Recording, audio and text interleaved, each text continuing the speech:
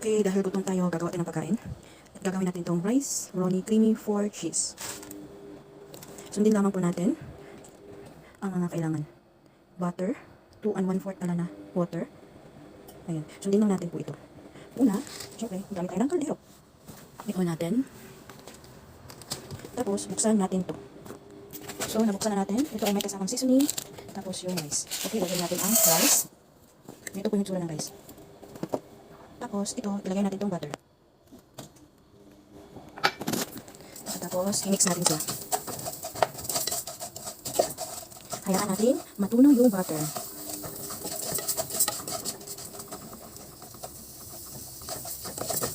Gusto ko mas, ano siya, parang butter kaya. More than 2 tablespoons po ito.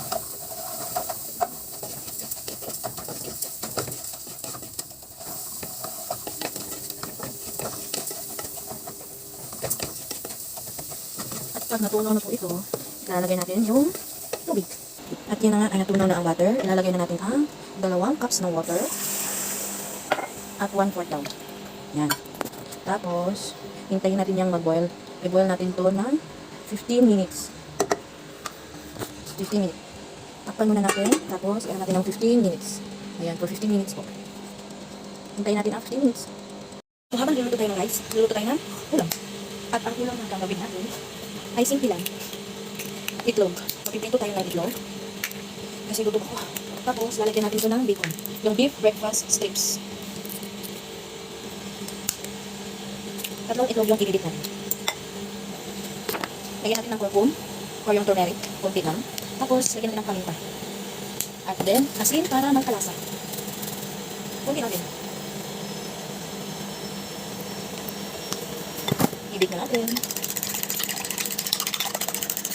At mag-prito na tayo. So, lagyan natin yung itlog natin ng bacon. Kukuha tayo nito. Tayo ang unang mag-try nito.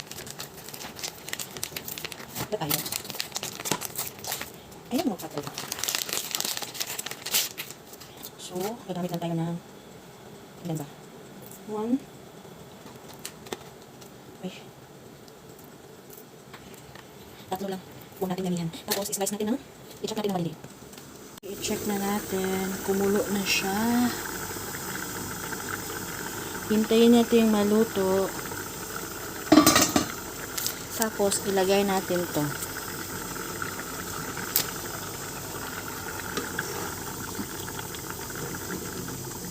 Kaya natin maluto yung kanin.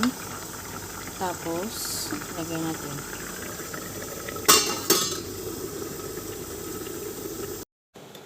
Buhain natin ito ng mga maliliit. Para isang luto na lang.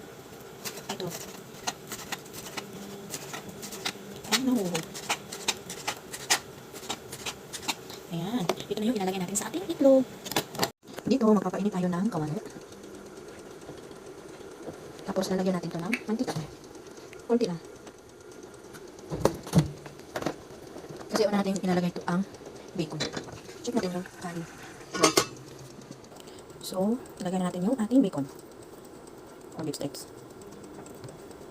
Hindi pa siya mainit pero okay na yan. Lutuin lang natin ito.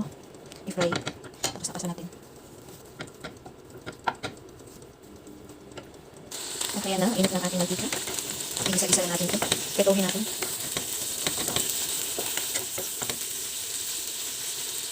Saka natin ilalagay yung ating itlog. Diba yan? Buksan natin yung bintana.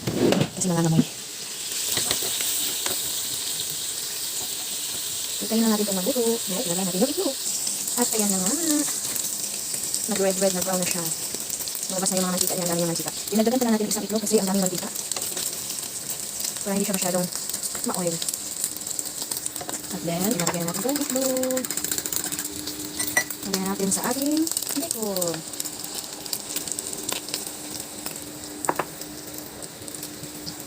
Ayan.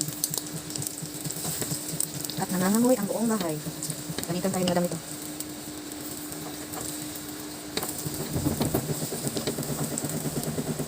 Ayan. At ayan. Ayan, meron na siya. Ito, malapit na din siya maluto. Ayan na. Buksan lang natin yung mga bintana para wala kayong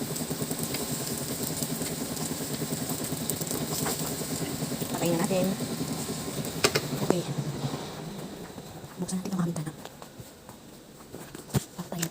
Walang wala yung amoy. Yan. Bukas na.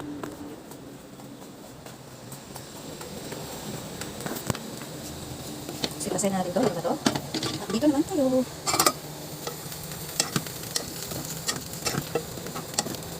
Okay, luto na siya. Dahil luto ng kanin, ilalagay natin itong cheesy flavor na. Yan. Suklay-suklayin na natin.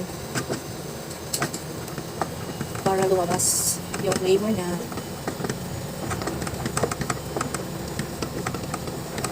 Ayan, ang sarap na. Puro yelo yung pagkain natin.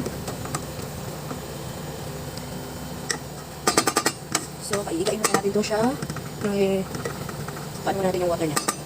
At ayan na, tapos na. Hintayin na lang natin. Kain na later. So, ito na nga yung finish na niluto natin na rice with cheese. Tapos yung itlog na may beef strips. Kaya kain na po tayo.